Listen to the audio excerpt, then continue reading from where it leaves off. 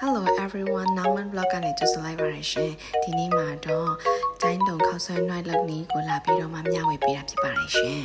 အရင်ဦးဆုံးမုံနစ်လေးတွေဆက်ကြပါမယ်ဆန်စိမ်းမုံ 150g ပြောင်းကော်မုံ 30g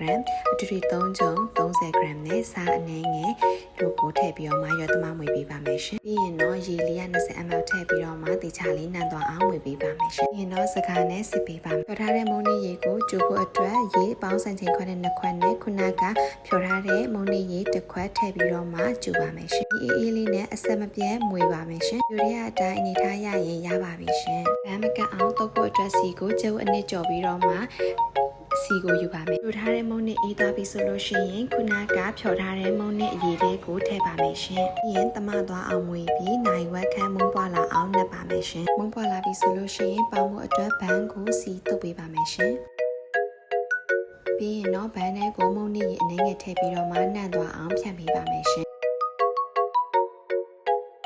ပြီးရင်တော့ရေပွက်ဆူတည်ထားတဲ့အိုးထဲမှာ2မိနစ်ခန့်ပေါင်းပါမယ်ရှင်ဒီလိုမျိုးမုံနေပွားလာပြီဆိုလို့ရှိရင်တော့ရပါပြီရှင်ပြီးရင်တော့မြေပဲစားအရသာမုံတကြားငရုတ်သီးစီချက်ငရုတ်ချင်းပဲငံပြားရဲ့အကြည်တို့ကိုထည့်ပြီးတော့မှဒီအနှဲငယ်ထည့်ပြီးတော့မှနှံ့သွားအောင်ထပ်ပြီးတော့မှမွေပေးပါမယ်ရှင်။နောက်မိမိတို့စားချက်နဲ့ကျုပ်ဥရိုဆော့စစ်တို့ကိုညှပ်ပြီးတော့မှထည့်ပါမယ်ရှင်။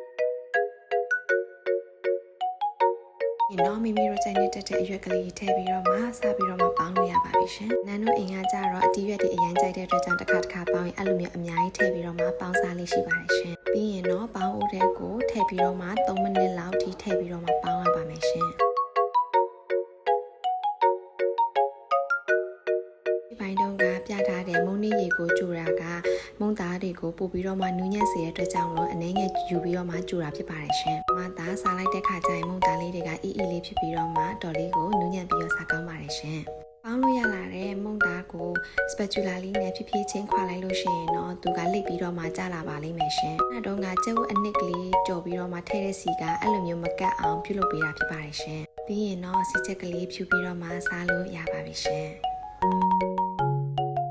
အလုံးမဲ့အဆင်ပြေကြမယ်လို့မျှော်လင့်ပါတယ်ရှင်။နောက် vlog မှာ